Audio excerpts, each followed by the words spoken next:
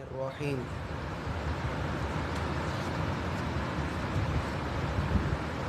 احباب گرامی قدر،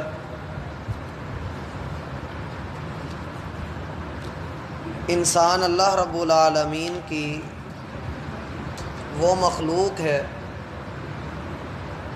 کہ جسے اللہ نے اپنی کتاب کا، اپنے کلام کا وارث بنایا ہے۔ اس پر دوسری رحمتیں، دوسرے کرم بے شمار ہیں، یہ چاہ کر بھی ان کو گن نہیں سکتا ہے، یہ ان کے شکر کا حق بھی نہیں ادا کر سکتا ہے۔ لیکن اگر سارے احسانات کو ایک طرف رکھ کر صرف ایک اسی بات پر غور کیا جائے کہ اللہ نے انسان کو اپنا کلام عطا کیا ہے، اس کے لیے زمین و آسمان کی مخلوقات کو، سورج چاند ستاروں کو، ہر ایک مخلوق کو اس کے لیے مسخر کر دیا ہے، سارے اس کی چاکری کرتے ہیں، سارے اس کی خدمت کرتے ہیں، یہ اکیلا مخدوم ہے، باقی سارے اس کے خادم ہیں۔ کوئی بھی ہو، کائنات کا بڑے سے بڑا قوی الجثہ جانور بھی آپ لے آئیں، وہ انسان کے سامنے سر جھکا کر کھڑا ہے۔ اس کے اندر جتنی مرضی طاقتیں ہیں، وہ جتنا مرضی طاقتور ہے، بڑا ہے، لحیم شہیم ہے، لیکن انسان نے اس کو اپنے بس میں کر لیا ہے۔ اور اللہ رب العالمین نے اس کے ساتھ ساتھ انسان کو جو حکم دیا ہے، قرآن کریم کے اندر جو دلائل ذکر کیے ہیں، جو باتیں بیان کی ہیں، ان سب کا لب لباب یہ ہے کہ حضرت انسان اپنی آنکھ کو کھول کر دیکھ کہ ہر ایک مخلوق تیرے سامنے ہاتھ باندھے کھڑی ہے، تو جس سے جیسے چاہے کام لے سکتا ہے۔ اور سورج چاند ستارے تیری چاکری میں لگے ہوئے ہیں، سورج اپنے وقت پر آتا ہے، تیری فصلوں کو پکاتا ہے، چاند تجھے روشنی دیتا ہے، ستارے تجھے راستہ بتاتے ہیں، تیری حفاظت کا سامان ہم نے ہواؤں کی صورت میں کیا، رزق کی صورت میں کیا، زمین آسمان تیرے سارے جتنے بھی ہیں، یہ سارے تیری چاکری میں لگے ہوئے ہیں۔ اور تو نے کیا کرنا ہے؟ تو نے صرف ایک رب وحدہ لا شریک کی بندگی کرنی ہے، سارے تیرے نوکر، اور تو رب کا نوکر بن جا، تو رب کے دین کا وارث ہے، تو اللہ کے دین کی اشاعت میں، اس کی ترویج میں، اس کو پھیلانے میں دن رات ایک کر دے۔ اور اپنے ساتھ جو تیرے ساتھی ہیں، جو جن کے درمیان تو رہ رہا ہے، اپنے ماحول کو بدل، کیونکہ کئی لوگ جانوروں کے ساتھ رہ رہ کر حیوان بن چکے ہیں، تو ان کی حیوانیت کو ختم کر، ان کو انسانیت کے رستے پر چلا، اور انسانیت سے پھر ان کو بندگی کی طرف لے کر آ، بندگی سے عبودیت کی طرف لے کر چل، بندگی سے عبودیت، اور پھر عبودیت سے ہوتا ہوا جب بندہ اپنے رب کے قریب ہوتا ہے، پھر یہ وہ انسان بنتا ہے جس کے متعلق اللہ فرماتے ہیں کہ لَقَدْ خَلَقْنَا الْإِنسَانَ فِي أَحْسَنِ تَقْوِيمٍ، یہ سب سے بہترین انسان ہے، رنگ کا چاہے یہ کالا ہی کیوں نہ ہو، اس کے پاس مال و دولت چاہے ہو کیوں نہ ہو، اللہ رب العالمین کو اس بات کی قطعاً پرواہ نہیں، دیکھا یہ جاتا ہے کہ یہ اللہ سے ڈرتا کتنا ہے، یہ اللہ کو جانتا کتنا ہے۔ اس لیے اللہ رب العالمین کا یہ احسان ہمیں ماننا چاہیے، ہمیں اس پر اللہ کا شکر ادا کرنا چاہیے کہ اس رب نے اپنا کلام ہمیں عطا کیا، اور ہمیں جو کلام عطا کیا ہے وہ باقی کسی انسان کو نہیں دیا۔ لوگوں میں سے اگر کوئی سب سے زیادہ فضیلت والا ہے تو وہ ایک مسلمان ہے۔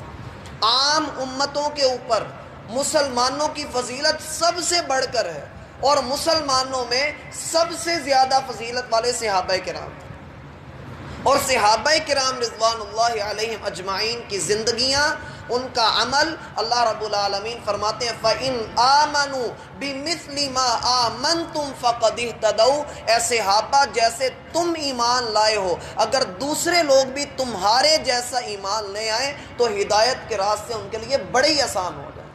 صحابہ کا رستہ، صحابہ کی سنت، یہ وہ اولین گروہ ہے میرا بھائی کہ جنہوں نے اللہ کے رسول صلی اللہ علیہ وسلم کی صحبت اپنی آنکھوں سے دیکھی، انہوں نے اللہ کے رسول صلی اللہ علیہ وسلم کی دعوت کو اپنی آنکھوں سے پھیلتے ہوئے دیکھا۔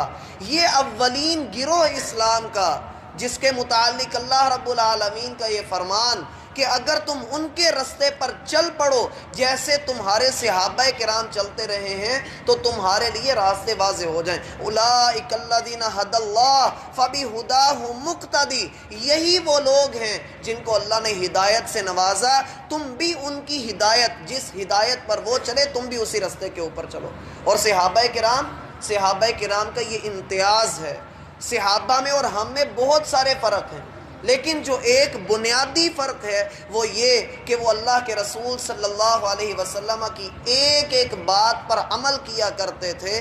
وہ یہ نہیں پوچھا کرتے تھے کہ یہ سنت ہے یا فرض ہے. اور جب ان کو پتہ لگ جاتا یہ کام اللہ کے رسول نے کیا ہے، وہ محبت میں سرشار ہو کر اللہ کے رسول صلی اللہ علیہ وسلم کی عظمت کو پہچانتے ہوئے محبت میں آ کر وہ عمل کیا کرتے تھے کہ نبی صلی اللہ علیہ وسلم کا طریقہ کار یہ ہے. اور ہماری حالت کیا ہے کہ ہم سنت کو جب دیکھتے ہیں کہ یہ سنت ہے، کوئی عمل سنت ہے، ہم اس کو چھوڑ دیتے ہیں کہ اس میں کوئی حرج ہی کوئی نہیں. یہ وہ بنیادی فرق ہے جس کی بنا پر ہماری زبانیں تو اظہار محبت کرتی ہیں لیکن ہمارا دل وفا پر راضی نہیں ہوتا، ہمارا دل جفا پر راضی ہوتا ہے. اس کو داڑھی کٹواتے ہوئے بڑا ہی مزہ آتا ہے، اس کو اللہ کے رسول صلی اللہ علیہ وسلم کی مخالفت کرتے ہوئے ذرہ بھر خیال نہیں آتا کہ اللہ کے رسول کا عمل کیا اور میرا عمل کیا، وفا کیا ہے اور جفا کیا ہے، فرما برداری کیا ہے اور بغاوت کیا ہے، میں کیا کر رہا ہوں. اور پھر انسان کے راستے میں اس کے پاؤں کے اندر کچھ زنجیریں بندھ جاتی ہیں، اور وہ زنجیر ہوتی ہے معاشرے کے تانے. میں اپنے آپ کو معاشرے کے تانوں کے سامنے کھڑا نہیں کر سکتا. جی ابھی میری جوانی ہے، ابھی میری عمر ہی کیا ہے، ابھی سے ہی میں مسیتڑ بن جاؤں، ابھی سے ہی میں دین کے اوپر عمل کرنا شروع کر دوں. اللہ فرماتے ہیں اورثنا الکتاب الذین اصطفینا من عبادنا، اپنے بندوں میں سے ہم نے چن کر تمہیں اس کتاب کا وارث بنایا. لیکن کیا ہوا؟ فمنہم ظالم لنفسہ، تم میں سے کتنے لوگ ہی ایسے اٹھے جو اپنی جان پر ظلم کرنے والے ہیں. اور میرا بھائی سمجھیے اپنے مقام کو، اپنے آپ کو دیکھیے کہ آپ اللہ کے چنے ہوئے ہیں. اللہ نے آپ کو امتیاز دیا ہے، لوگوں پر ممتاز کر دیا ہے. سارے یہودی، سارے عیسائی اور سارے مسلمان اکٹھے ہو کر آپس میں مناظرہ کرنے لگے کہ جنت میں کون جائے گا. مسلمانوں کے ایک عالم نے 3 جملے بول کر بات ختم کر دی اور کسی کو اختلاف کی جرت نہیں تھی. مسلمانوں کا عالم کہنے لگا کہ اگر یہودی جنت میں جاتے ہیں تو ہم بھی اس کے ساتھ جنت میں جائیں گے، اس لیے کہ ہم موسیٰ کو بھی مانتے ہیں اور محمد الرسول اللہ کو بھی مانتے ہیں. اور اگر عیسائی جنت میں جائیں گے تو ہم بھی ان کے ساتھ جنت میں جائیں گے کہ ہم عیسیٰ پر بھی ایمان رکھتے ہیں اور محمد الرسول اللہ کی رسالت کا اقرار بھی کرتے ہیں. لیکن اگر مسلمان جنت میں جاتے ہیں تو نہ کوئی یہودی جنت میں جائے گا، نہ کوئی عیسائی جنت میں جائے گا. کیوں؟ یہ ہمارے نبی کی رسالت کا اقرار نہیں کرتے. فَمِنْهُمْ ظَالِمٌ لِنَفْسِهِ، میرا بھائی اللہ نے ہمیں امتیاز دیا، اونچا مقام دیا، ہمیں ممتاز کر دیا، اس کے بعد بھی ہم اپنی جان کے اوپر ظلم کریں، اللہ کے احسانات کو نہ مانیں، اور اللہ رب العالمین نے جو ہمیں عطا کیا ہو ہم اس سے روح گردانی کریں. اس سے بڑھ کر ظلم کوئی نہیں. اور ظلم کیا ہوتا ہے؟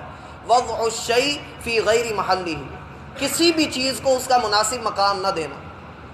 آپ کا مقام ہے کہ آپ دنیا کی رہنمائی کا کام کریں گے، آپ کا کام ہے آپ اللہ کو راضی کریں گے، یہ آپ کا امتیاز ہے. دنیا بھر کے لوگ، کسی کے لیے اس کا مال اس کا خدا ہے، کسی کے لیے اس کی اولاد اس کی خدا ہے، کوئی اپنے گھر بار کے لیے لگا ہوا ہے، کسی کو اپنی پراپرٹی میں اضافہ کرنا ہے، کسی کو سونے چاندی کی چمک دمک خیرہ کرتی ہے، کوئی دنیا کی زیب و زینت چاہتا ہے، کسی کو عیش و عشرت چاہیے. اور ایک بندہ مومن ہے، آپ اسے تپتی ہوئی ریت کے اوپر بھی لٹا دیں، اس کی زبان سے اللہ احد کے کلمات نکل کر آپ کو یہی پتہ لگے گا اس کو جو مرضی کر لو، لو حرقت وقطعت، آپ کو ٹکڑے ٹکڑے کر دیا جائے، آپ کو آگ میں جلا کر بھسم کر دیا جائے، آپ کو ابلتے ہوئے تیل کے اندر فرائی کر دیا جائے، لیکن آپ کے انگ انگ کو جب اس طرح سے توڑا جائے گا، اللہ کی قسم رسول اللہ صلی اللہ علیہ وسلم نے فرمایا تھا جب لا الہ الا اللہ کہہ چکو تو اس کے اوپر پکے ہو جانا، چاہے کاٹ دیے جاؤ، ٹکڑے ٹکڑے کر دیے جاؤ، جلا دیے جاؤ، ابال دیے جاؤ، کسی بھی حالت میں کر دیے جاؤ، لیکن لا الہ الا اللہ سے انحراف نہ کرنا. فَمِنْهُمْ ظَالِمٌ لِنَفْسِهِ، لیکن ہم میں سے ہی کتنے ایسے جو بڑے بڑے گناہوں کے اندر ڈوبے ہوئے ہیں. یہ لوگ اللہ رب العالمین ان کو معاف کر دے گا، یہ جنتی لوگ ہیں، یہ امت محمد کا حصہ ہیں۔ لیکن کیا میرا بھائی امید توبہ کے اوپر رہ کر گناہ ہی کرتے رہنا، یہی سوچ لینا کہ اللہ مجھے معاف کر دے گا؟ چور آج چوری بھی کرتا رہے اور یہ بھی کہے کہ اللہ غفور الرحیم ہے۔ ہم یہ نہیں کہتے نعوذ باللہ کہ اللہ غفور الرحیم نہیں ہے، اللہ بڑا غفور الرحیم ہے، لیکن اس کے لیے جو توبہ کرتا ہے، اس کے لیے جو اللہ کے در پہ آتا ہے، توبہ کی امید رکھتے ہوئے گناہ کرنا، میرا بھائی انسان کی بہت بڑی بدبختی ہے، بہت بڑی بدبختی ہے انسان کی۔ اللہ رب العالمین کی رحمت، اللہ کی بخشش اس شخص کے لیے ہے جو گناہ اگر کر لیتا ہے اس کے بعد شرمندگی کا اظہار کرتا ہے۔ اور توبہ کی میرا بھائی 3 شرطیں ہیں، توبہ کی 3 شرطیں ہیں، ان کو ذہن میں رکھیے، اس کے بغیر توبہ قبول نہیں ہوتی ہے۔ سب سے پہلی شرط ان یندم علیہا، اس کے اوپر شرمندگی کا اظہار کیا جائے، شرمندہ ہو بندہ، یہ نہیں کہ اللہ مجھے معاف کر دے، یہ شرمندگی نہیں ہے۔ الندم توبۃ، آپ کی شرمندگی اصل توبہ کی بنیاد ہے، اور وہ دل شرمندہ جب ہو جائے گا، جب آپ کی زندگی کے اندر یہ شرمندگی نام کی چیز آ جائے گی کہ کھانا بھی اسی رب کا، پینا بھی اسی رب کا، اللہ کی قسم اللہ اگر ایک لمحے کے لیے، ایک لمحے کے کروڑویں حصے پر بھی ہمیں چھوڑ دے تو کائنات کی کتنی چیزیں ہمیں اس لمحے کے اندر ہی ہلاک کر دیں، ہمیں تباہ کر دیں۔ لیکن اللہ کیا فرماتے ہیں؟ وَلَا يَعُودُهُ حِفْظُهُمَا، اللہ حفاظت سے کبھی بھی اکتاتا نہیں ہے، اللہ پیچھے نہیں ہٹتا ہے۔ لا تأخذه سنة ولا نوم، اسے اونگ بھی نہیں آتی، اسے نیند بھی نہیں آتی، وہ تو ہمہ وقت ہماری حفاظت کرتا ہے۔ وَهُوَ الْقَاهِرُ فَوْقَ عِبَادِهِ، وہ اپنے بندوں کو دیکھ رہا ہے۔ وَيُرْسِلُ عَلَيْكُمْ حَفَظًا، کتنے فرشتوں کو تمہاری حفاظت کے اوپر مقرر کیا ہوا ہے۔ وہ اللہ اتنا غفور الرحیم ہے، اس کے بعد بھی اگر بندہ اسے اس کا حق نہ دے، اپنے مقام کو نہ سمجھے تو میرا بھائی یہ پھر اس کا ظلم ہے، اور بہت بڑا ظلم ہے۔ اس لیے اس چیز سے بچیے۔ توبہ کی پہلی شرط یہ ہے کہ آپ گناہ کریں، گناہ انسان سے ہو جاتا ہے لیکن آپ اس کے اوپر شرمندگی کا اظہار ضرور کریں، اللہ کے سامنے آ کر یہ کہیں ضرور، اے اللہ مجھ سے غلطی ہوئی ہے، میں مانتا ہوں اور میں شرمندہ بھی ہوں، رونا نہیں آتا، رونے والا منہ بنا لیں، اللہ کے سامنے آئیں ضرور۔ دوسری بات، اللہ سے یہ بھی وعدہ کریں کہ اللہ آج کے بعد میں یہ گناہ نہیں کروں گا، آنے والے وقت کا اللہ کو ہی پتہ ہے، لیکن اس وقت آپ اللہ سے یہ وعدہ کریں کہ آج کے بعد میں یہ گناہ نہیں کروں گا، میں آئندہ اس گناہ کا ارتکاب نہیں کروں گا۔ 2 شرطیں ہوئیں، اور تیسری شرط یہ کہ اللہ رب العالمین سے بول کر کہے کہ اللہ تو مجھے معاف کر دے۔ یہ 3 چیزیں انسان کو دل کا سکون دے دیتی ہیں۔ اللہ کے رسول صلی اللہ علیہ وسلم کا فرمان ہے التائب من الذنب کمن لا ذنب لہ، گناہ سے توبہ کرنے والا ایسا ہی ہے گویا اس نے گناہ کیا ہی نہیں۔ سچی توبہ کیجئے اور ایسے گروہ سے نکلیے۔ ہے میرا بھائی یہ بھی جنتی ہے، یہ بھی جنتی ہیں، انہوں نے بھی جنت کے اندر جانا ہے۔ لوگ صحیح کہتے ہیں کہ ساری امت نے جنت کے اندر جانا ہے، حدیث میں ہے، لیکن میرا بھائی ایک بات سن لیں، اچھے طریقے سے اس کو ذہن کے اندر بٹھا لیں۔